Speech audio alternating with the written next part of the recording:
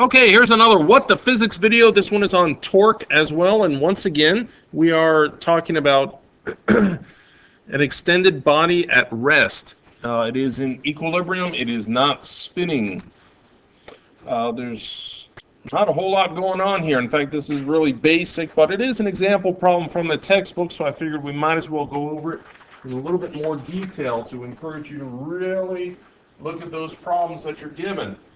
I say it's really basic. I mean, it could get really complex, but in this case, it's just asking for what is the torque exerted by the painter.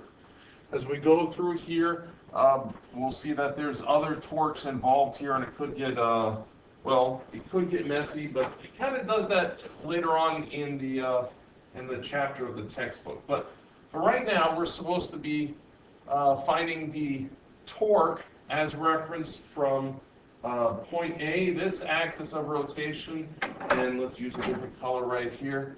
Point B, that axis of rotation. Let's go ahead and make sure we understand what's going on here. So we've got a painter climbing up this ladder. We were given from the textbook that the mass of the ladder was 20 kilograms, although that really doesn't apply here. The mass of the painter, the ladder was 20 kilograms. The mass of the painter is 75 kilograms. So that's given right here. And the ladder itself is 6 meters long. And we're talking about when he is 2.4 meters up the ladder. What's the torque acting on him there? So let's see, this one is going to be torque from bottom, or point A if you'd like, or whatever. The part referencing right here in black. Okay, if we were to draw out just the lever arm, maybe that might help us to understand it. So here is our lever arm. It's going to be R, and that's 2.4 meters, by the way. And here is our possible point of rotation. It's not actually rotating, but if it could, that's where we're saying it's going to be rotating from. And then we draw on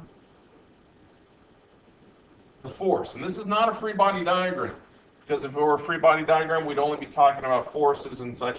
And this is not addition of vectors or anything else.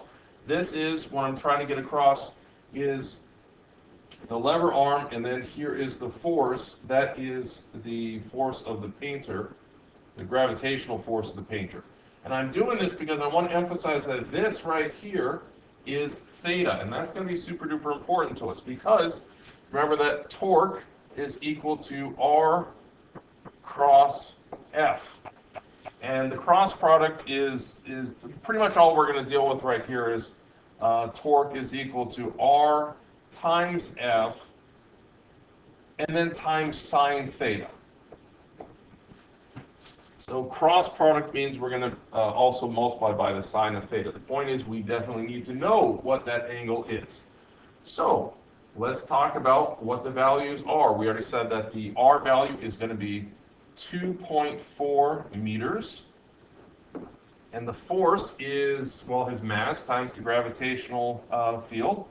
So that's going to be 75 kilograms, excuse me. 75 kilograms times 9.8 meters per second squared, and I'm running out of space. Do not forget to go ahead and multiply by the sine of theta. So times the sine of, and we said this angle right here is 53. Well, I don't care about that angle. I'm going to be interested in this angle right here. So 90 minus 53, let's see if we can do some quick math here. That's going to be 37 degrees. Make sure that we are in degrees, not radians, when we do these calculations. Let's see. I get the torque right here is equal to 1061 Newton meters, and that's going to be clockwise. Now we don't just leave it as clockwise. We got to indicate what that means. if we're saying, if we're taking the standard approach that this way is positive, then that means this is going to be a negative value. So torque is equal to negative 1061, or let's go ahead and round that off to 2 sig figs should be good. All right, so 1100 Newton meters. Okay, do not be confused and think, oh, Newton meters, that's joules, right? I mean, technically, but we would never express torque in terms of joules. That's not how we roll. Oh, definitely have to make that joke later on. Rotational motion. OMG physics. Definitely doing that. Anywho, let's move on. We said, let's see. So this lever arm right here, this is the point of rotation, so what I'm talking about right here. And the force, sorry, I'm just really thinking about how I can work in that that's how we roll joke. No, my, that's the gravitational force of the painter. And this is the R value, and this R value here is, well, the whole ladder is 6 meters, and we're up 2.4 meters, so that's going to be 3.6 meters. And the gravitational force is the same as it was before, so that's pretty handy. So I can just, once again, say torque is equal to R times F times the sine of theta. Woohoo! This is awesome. Okay, so this is practically the same thing I had over here in black. Of course, I got to say 3.6 meters times 75 kilograms times 9.8 meters per second squared. And then, oh, I'm running out of space, but it's in red so I can easily distinguish, times the sine. Now let's see, what is this angle going to be?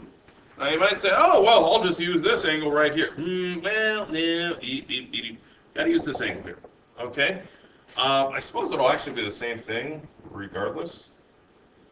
Anyway, yeah, we got to go ahead and use the proper formatting though. So that's going to be 37 degrees is this guy right here. So 37 degrees. Tap that into our calculator.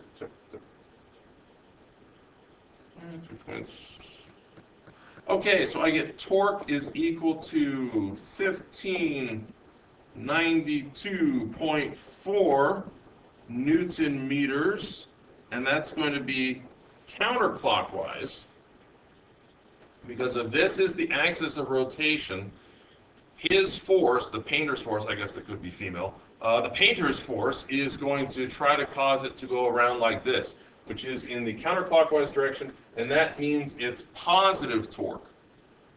So positive, and let's put, once again, 2 sig figs on there, so that's going to be positive 1,600 Newton meters.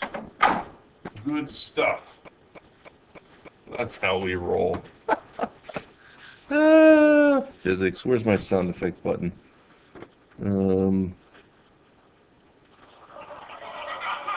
There you go. See, everyone loves it. Now, I did say that this one was kind of basic, kind of boring, kind of lame. If I wanted to make this a bit more exciting, I could try to incorporate. Well, I would just take one point or another. I wouldn't be talking about both points. I'd say, okay, here's my axis of rotation right here. What is what's the value of the force right up here? And I'd be able to say, well, the net torque on this is 0. So if I look at the forces acting on here, I'd say, well, I don't really care about this force because the torque here is going to be 0 because that's where my axis of rotation is.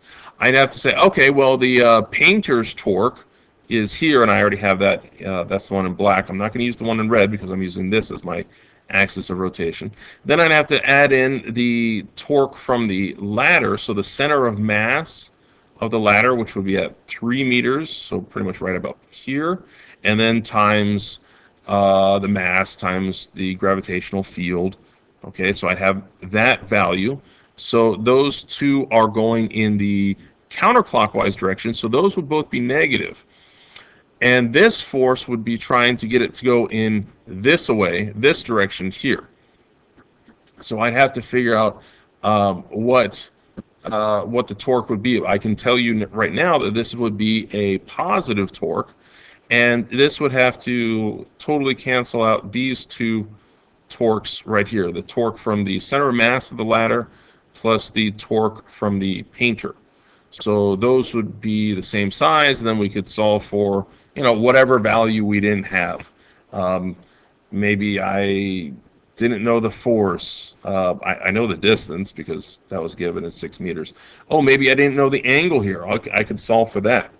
Okay, or maybe I could solve for both of them. I would have to say, well, the net force acting on this whole ladder thing, I'd say the downward force and the upward force and so on. That would mean I'd have to know this force here, but it would all work out. It'd be pretty exciting stuff. But that's just an example of how all these things could be really cool. Physics.